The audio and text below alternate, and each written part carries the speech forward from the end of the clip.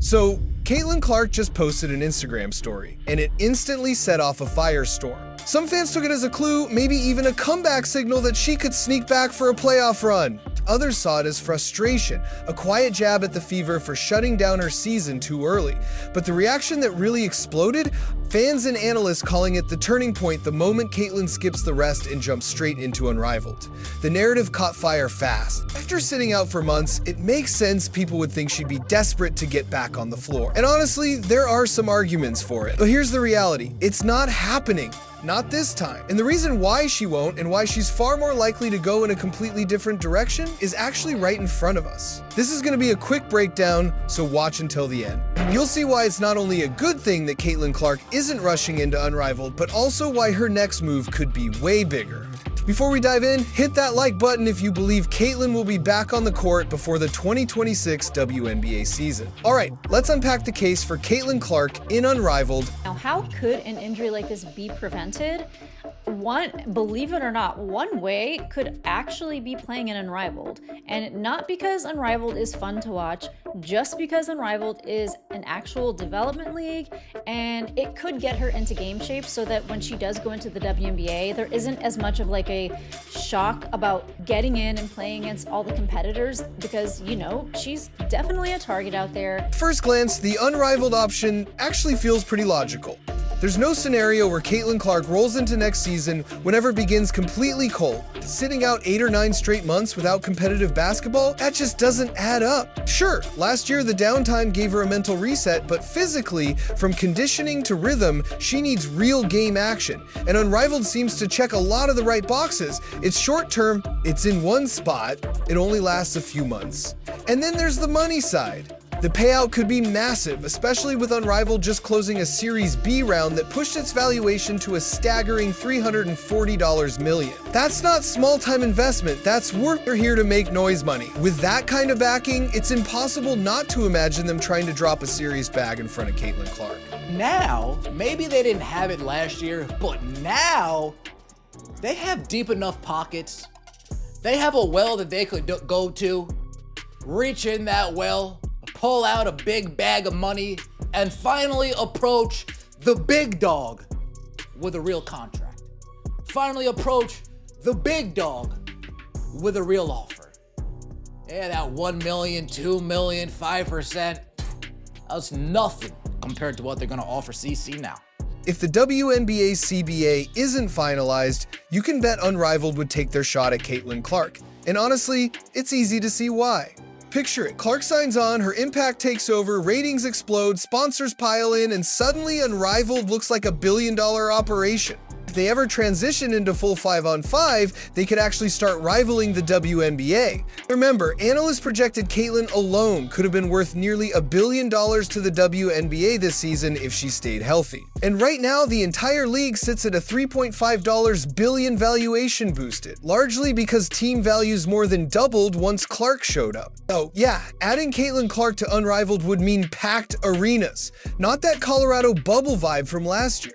We're talking massive paychecks and serious equity opportunities. And keep in mind, she's already turned down multi-million-dollar offers from Ice Cube's Big Three, so for her to even consider this, the number would have to be astronomical. But here's where fantasy meets reality. As tempting as all of that sounds, Caitlin Clark is not stepping into Unrivaled, and here's why. First, the format. 3-on-3 is brutal on the body.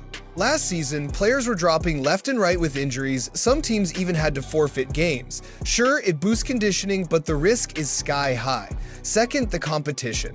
It's the same players who already bang her around in the WNBA. Do you think they're suddenly protecting her just because they've got equity in this new league? Not a chance. Third, the CBA drama. Let's not kid ourselves. Unrivaled is hanging over those negotiations like a storm cloud. The WNBA doesn't want stars crossing over, and you've got Brianna Stewart and Nafisa Collier in this weird dual role running Unrivaled, while also sitting at the union table. That's a conflict of interest the size of a skyscraper.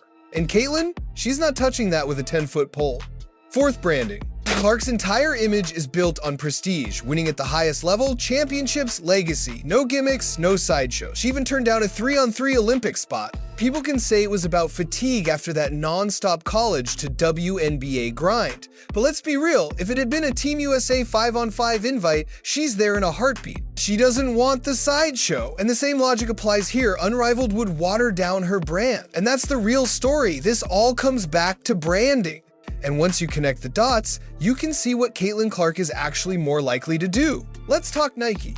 After dragging their feet, they finally dropped her signature logo, and all signs point to a shoe launch in May 2026, right as the WNBA season tips off. Nike held back to give A'ja Wilson's shoe its shine, but now the lane is clear. The timing is perfect for them to go all in on Caitlin. Because Caitlin Clark isn't just an Iowa legend or a WNBA star, she's a global brand. And Nike, they're the master of global. So what's the smartest way to build Caitlin Clark hype in the offseason? Europe. Elite 5-on-5 basketball. Clubs stacked with WNBA All-Stars. Just look at Fenerbahce. They've rolled out rosters with Gabby Williams, Jonquel Jones, Emma Meesman, and Dominika Malonga. That's no joke. Now picture Nike plastering Caitlin Clark's face on billboards across Europe, running a Caitlin Was Here campaign in every city she plays. She stays in rhythm, gets elite reps, and builds momentum for her WNBA return. It's clean, it avoids the CBA nightmare, it's prestigious, and it fits perfectly with Nike's global marketing machine. Think Ronaldo in Saudi Arabia, Messi in Miami, Beckham in LA. Caitlin won't hit those paychecks, but the model is identical. Take your brand global, then bring the hype back home. For the WNBA, that's a dream. Clark comes back healthy, even bigger as an international superstar, dropping her signature shoe right as the season tips off. That means more global eyes on the league than ever before. And believe it or not, there's one more angle that could be even bigger. I still think the Caitlin Clark Tour, the Caitlin Clark World Tour, might be the best option, as in, she plays 5v5, she brings a team of 12 WNBA players, and they do 2 3-week tours, which means they might get in 3 weeks, 21 days, they play 6 games.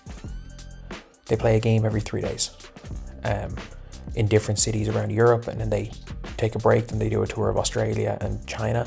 They play against all the top EuroLeague teams, they play against all the top teams in the NBL and all the top teams in the WCBA. This path is even more niche, even more true to her brand, something Caitlin could fully own, fully control, and use to push her image to an entirely new level. And let's be honest, it would dominate every sports headline. Think back to when she faced that Brazilian squad in preseason.